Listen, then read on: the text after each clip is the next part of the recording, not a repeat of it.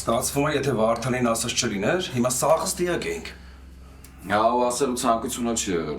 Թորգոմը ասում էր, որ ընդամենը 2 թիկնապահ ալնում, բայց իրականում 2-ը չէին գոր։ Ես հաշվել գիտեմ, Սևո։ Չէ, ես քեզ չեմ մեղադրում, ասած ասեն է, որ մենք մեր իսկ լարած թակարդը ընկանք։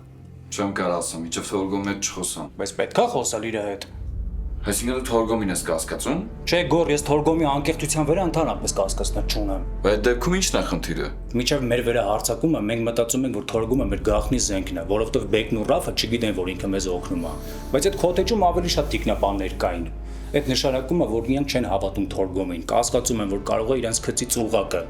Դրա վրա իրանք պատրաստված են եղել։ Ասացիք մեջ լոգիկա կա, եթե միտքը շարունակենք, նշանակում է, եթե Թորգոմին հետևեցին, կարան մեր վրա դուրս գան տղերք։ Դե հա։ Եթե իրան գլխի են ընկել, ուրեմն կհակթեն Թորգոմի հետ։ Դե առավել եւս հիմա պետք է հեռու մնալ իրանից։ Այսինքն այն ժամանակ, երբ որ Թորգոմը մեզ պետք էր, մենք իրա կողքն էինք։ Հիմա որ Թորգոմը խնդիրներ ունի, մենք չկանք։ Չէ, գոր, ես այդ նկատի չունեմ։